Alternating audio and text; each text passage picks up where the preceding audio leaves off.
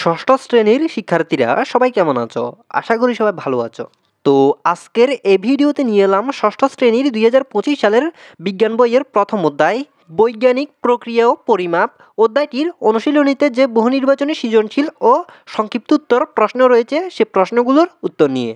তো এখানে আরেকটা গুরুত্বপূর্ণ কথা হলো, আমাদের এই চ্যানেলটিতে এভাবে তোমাদের সকল অধ্যায়ের অনুশীলনীতে যে প্রশ্নগুলো রয়েছে সে প্রশ্নগুলোর উত্তর নিয়ে প্রতিনিয়তই ভিডিও আপলোড করা হবে। তো তোমরা যারা সেগুলো পেতে চাও তারা অবশ্যই আমাদের এই চ্যানেলটি সাবস্ক্রাইব করে রাখো, যাতে আমরা এগুলো আমাদের এই চ্যানেলে আপলোড দিলে তোমাদের কাছে নোটিফিকেশান পৌঁছে যেতে পারে। আশা করি বুঝতে পেরেছ। তো আমরা কথা না বাড়িয়ে মূল বিষয়ে আসি। তো আমরা এখন এই অধ্যায়টির অনুশীলনীতে চলে এসেছি। তো আমরা অনুশীলনীতে প্রথমে দেখতে পাচ্ছি শূন্যস্থান পূরণ করো। তো এখানে আমাদের 1 নাম্বার প্রশ্নটি, পরিমাপের একক দুই প্রকার। তো এখানে ড্যাশ ও ড্যাশ দেওয়া আছে। তো এই দুই প্রকার হলো মৌলিক ও যৌগিক। এখানে হবে মৌলিক আর ওইখানে হবে যৌগিক।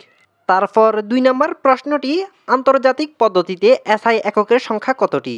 তো 2 নাম্বার প্রশ্নটির উত্তর হলো 60টি, অর্থাৎ আন্তর্জাতিক পদ্ধতিতে এসআই এককের সংখ্যা 60টি। তারপর 3 নাম্বার প্রশ্নটি, সকল পদ্ধতিতে সময়ের একক। তো এখানে ড্যাশ দেওয়া আছে। তো এই প্রশ্নটির উত্তর হলো সকল পদ্ধতিতে সময়ের একক সেকেন্ড। তারপর আমরা দেখতে পাচ্ছি বহু নির্বাচনী প্রশ্ন। তো এখানে বহু নির্বাচনী প্রশ্নের 1 নাম্বার প্রশ্নটি, বরের একক কোনটি? তো 1 নাম্বার প্রশ্নটির উত্তর হলো খ, কিলোগ্রাম। তারপর 2 নাম্বার প্রশ্নটি, একটি ইট যে জায়গা দখল করে তাকে কি বলে? তো 2 নাম্বার প্রশ্নটির উত্তর হলো খ, আয়তন। তারপর আমরা এখানে দেখতে পাচ্ছি নিচের চিত্র থেকে 3 ও 4 নং প্রশ্নের উত্তর দাও। তো এখানে 3 নাম্বার প্রশ্নটি, বিচিত্রে পাথরের আয়তন কত? তো 3 নাম্বার প্রশ্নটির উত্তর হলো ক, 5 ঘন সেন্টিমিটার। তারপর 4 নাম্বার প্রশ্নটি, চিত্রে প্রদর্শিত বস্তুটির আয়তন নির্ণয়ের ক্ষেত্রে কয়টি এককের গুণফল দরকার? তো 4 নাম্বার প্রশ্নটির উত্তর হলো ঘ, 3টি। তো তারপর আমরা এখানে দেখতে পাচ্ছি সংক্ষিপ্ত উত্তর প্রশ্ন। তো এখানে সংক্ষিপ্ত উত্তর প্রশ্ন 4টি রয়েছে। তো আমরা এই 4টি প্রশ্নের উত্তর এখন দেখব। তো এখানে আমাদের 1 নাম্বার প্রশ্নটি, প্রতিটি পরিমাপ সঠিক হওয়া প্রয়োজন কেন? পরিমাপ সঠিক না হলে কি অসুবিধা? তো 1 নাম্বার প্রশ্নটির উত্তর হলো, দৈনন্দিন জীবনে আমরা প্রত্যেকটি কাজে সঠিক পরিমাপের প্রয়োজনীয়তা অনুভব করি। যেমন বাজার থেকে চাল কিংবা ডাল কিনতে, জামা কাপড় তৈরি করতে কিংবা সময় মতো ক্লাস শুরু ও শেষ করতে আমাদের যথাযথ পরিমাণ দরকার। সঠিক পরিমাপ ব্যতীত একটি শ্রেণীকক্ষে কয় জোড়া টেবিল কেন্দ্র রাখা যাবে, বাড়ির নির্দিষ্ট সীমানার মধ্যে কয়টি ঘর তৈরি করা যাবে, এমনকি কোন কক্ষের আকৃতি কীরকম হবে তা বলা মুশকিল হবে।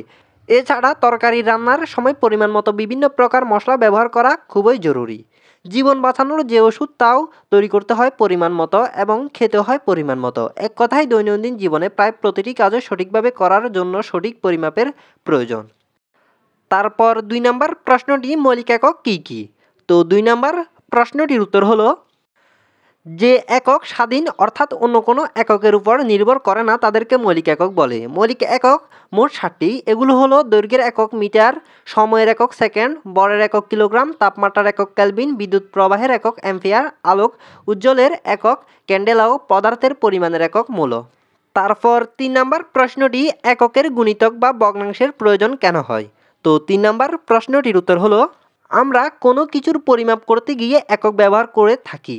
একক হচ্ছে সেই নির্দিষ্ট পরিমাণ যার সাথে তুলনা করে কোনো ভৌত রাশির পরিমাপ করা হয়।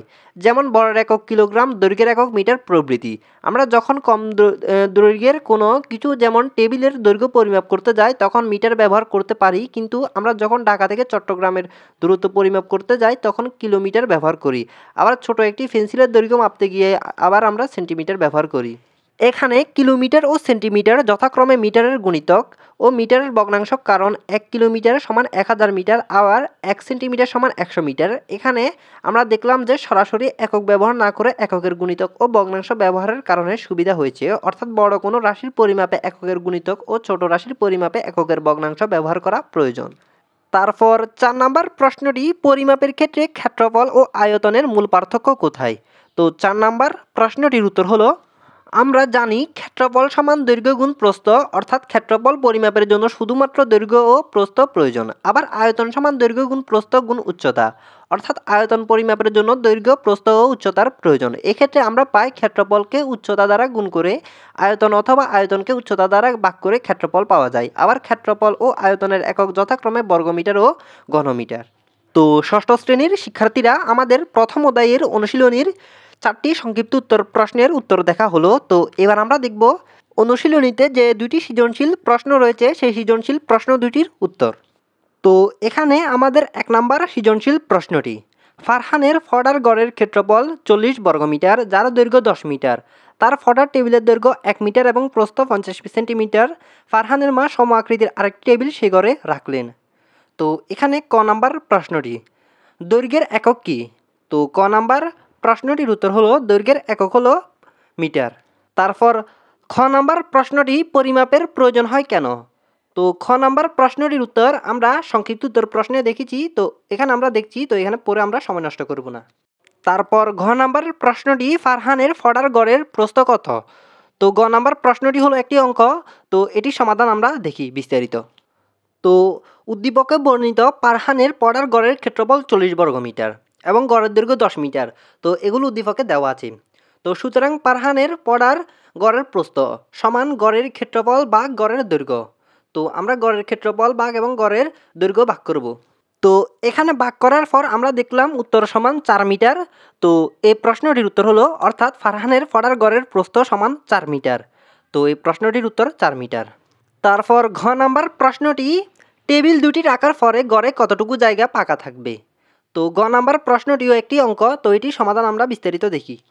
তো ফারহানের ফডার টেবিলের দৈর্ঘ্য 1 মিটার, এগুলো দেওয়া আছে, এবং প্রস্থ 50 সেন্টিমিটার সমান 0.5 মিটার, অর্থাৎ 50কে 100 দ্বারা ভাগ করলে মিটার বের হবে সেন্টিমিটার থেকে।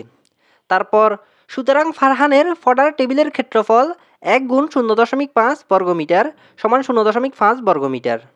এখানে আমরা জানি দৈর্ঘ্য গুণ প্রস্থ, তাই এখানে দৈর্ঘ্য 1 মিটার দেওয়া আছে এবং প্রস্থ 0.5 মিটার। সুতরাং 1 গুণ 0.5 বর্গমিটার সমান 0.5 বর্গমিটার হলো ফারহানের ফডার টেবিলের ক্ষেত্রফল। তারপর যেহেতু ফারহানের মা সম আকৃতির আরেকটি টেবিল গড়ে রেখেছেন, সেহেতু টেবিল দুটি কর্তৃক দখলকৃত মোট জায়গা। সুতরাং আমাদের ফডার টেবিলের ক্ষেত্রফলটিকে 2 দিয়ে গুণ করতে হবে। তো 2 দিয়ে গুণ করার পর উত্তর হবে 1 বর্গমিটার। সুতরাং গড়ে ফাঁকা জায়গা থাকবে 40 বিয়োগ 1 বর্গমিটার। যেহেতু গড়ের মোট ক্ষেত্রফল 40 বর্গমিটার, সেহেতু 40 থেকে 1 বর্গমিটার বিয়োগ করলে জায়গা কতটুকু ফাঁকা থাকবে তার মান বের হবে। তো সুতরাং জায়গা ফাঁকা থাকবে 39 বর্গমিটার। তো ষষ্ঠ শ্রেণীর শিক্ষার্থীরা আমাদের ঘ নাম্বার প্রশ্নটির অর্থাৎ অঙ্কটির সমাধানও দেখা হয়ে গেল। তো এরই মধ্যে আমাদের 1 নাম্বার সৃজনশীলটির ক, খ, গ, ঘ 4টি প্রশ্নের উত্তর দেখা হলো। তো আমাদের বাকি রইল 2 নাম্বার সৃজনশীলটির উত্তর দেখা। তো আমরা এই ভিডিওতে 2 নাম্বার সৃজনশীল প্রশ্নটির উত্তর দেখতে গেলে ভিডিওটি অনেক বড় হয়ে যাবে, তাই আমরা 2 নাম্বার প্রশ্নটির উত্তর দেখব এর পরের ভিডিওতে। তো তোমরা সেই ভিডিওটি পেতে অবশ্যই আমাদের এই চ্যানেলটি সাবস্ক্রাইব করে রাখবে, যাতে আমরা সেটি আপলোড দিলে তোমাদের কাছে নোটিফিকেশান পৌঁছে যেতে পারে। আশা করি বুঝতে পেরেছ। তো আমাদের আজকের ভিডিওটি ছিল এটুকু। আশা করি তোমাদের কাছে ভালো লেগেছে। যদি ভালো লেগে থাকে তাহলে ভিডিওতে অবশ্যই একটি লাইক দিয়ে যাবে। দেখা হবে পরবর্তী ওই ভিডিওতে। তো সবাই ভালো থেকো। আল্লাহ হাফেজ।